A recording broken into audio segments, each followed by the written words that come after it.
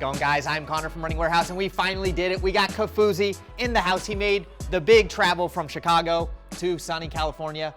How you liking Cali so far? I always have a good time running in California, and this is my first time here in San Luis Obispo, and it's been no exception to that rule. The running here is so good.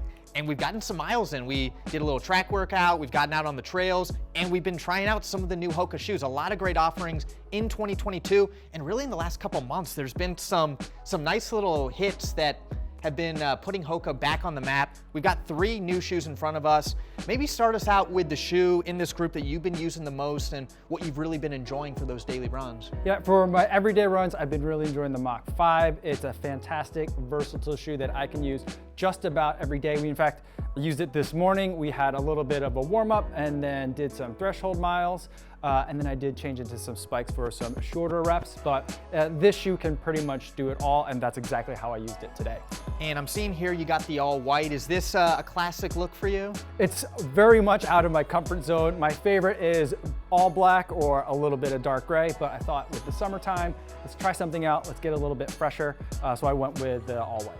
And this is a shoe that I've also been really enjoying. Again, it's that kind of versatile shoe that you can kind of use any day of the week. I really liked the Mach 4. It was a staple shoe in my lineup. Then we saw Mach Supersonic.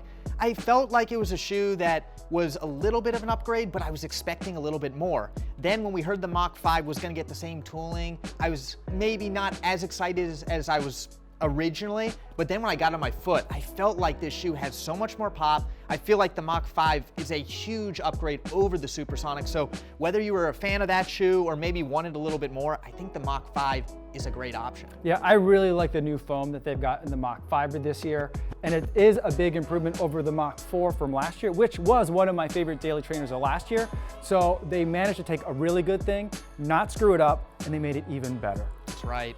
Well, we can't bring the Mach out every single day. Some days you want to have a little bit more cushioning, something like the Bondi. Is this a shoe that you've gotten a few runs in now? Yeah, I've got a couple of miles in a couple different sizes of the Bondi. I wanted to try it in a half size up and my regular normal size 9.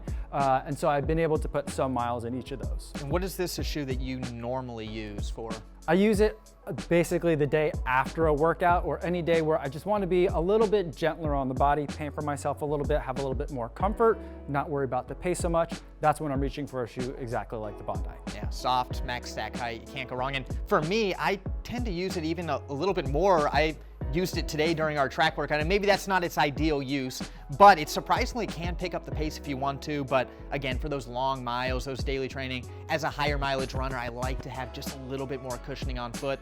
And now with the latest update, kind of takes, again, similar to the Mach, takes philosophies of some of those older versions, but just makes small tweaks to further enhance it. We've got, of course, that little bit wider forefoot, makes it a little bit more stable. I mean, the Bondi 8 really takes what the Bondi is known for and just elevates it. Yeah, last year I ran in the Bondi X, and that was my favorite Bondi ever. With the 8, I feel like they've taken a lot of the learnings from that shoe and incorporated it into the regular Bondi. And so we have the same max cushion feel and high stack height, but it's a lot easier to live with. It rolls a little bit better and it doesn't feel quite as big of a shoe while you're still getting a lot of shoe underfoot. Yeah, no, both of these shoes have been fan favorites. You can't really go wrong with either, but there is one more shoe. It hasn't come out yet, but I know we've got a little bit of a sneak peek and you've been enjoying it. We got the Mafate Speed 4. What have been your first thoughts on this shoe? The Mafate was a real surprise for me. So I've never run in a Mafate before this year. I always thought it might be too big of a shoe for me to handle on the trails. I got this one on my feet and I was really pleasantly surprised at how manageable all that stack height is. Plus you're getting a big amount of cushion underfoot. So for my long runs when I'm gonna be out there and on my feet for a long period of time, the Mafate has been a fantastic shoe to be able to run in. And of course, you can't forget about that Vibram light base. Really, really grippy. I was actually surprised. It runs really well on road, but then you take it onto the trail and even some really technical trail, it's nimble, it's sticky. I mean, this is a shoe that I pretty much use for everything from my house all the way to some of the most technical trails, and it performs really well. Right, and you took me out on some trails yesterday here and we were on pavement for a little bit and then did get up and did a little bit of climbing, maybe not like mountain goat level climbing, but for someone that's a flatlander like me in Chicago in the Midwest, it was a lot of climbing on a lot of dirt and some unstable surfaces, and the Mafate did a fantastic job. And Speed Goat 5 again was kind of a favorite kind of leading into trying this shoe. Now, are you leaning more towards Mafate? How do those two kind of compare? What are you gonna use each one for? Yeah, so for me, I love the Speed Goat 5, but it seems like it's a little bit more speed oriented, where it's not gonna be quite as technical. If it's gonna be a little bit more runnable and I wanna pick up the pace a little bit more, Speed Goat 5 is gonna be the shoe that I reach for. If I'm gonna be on my feet a long time, if I'm looking to train for those ultras, that's where the Mafate is gonna come in.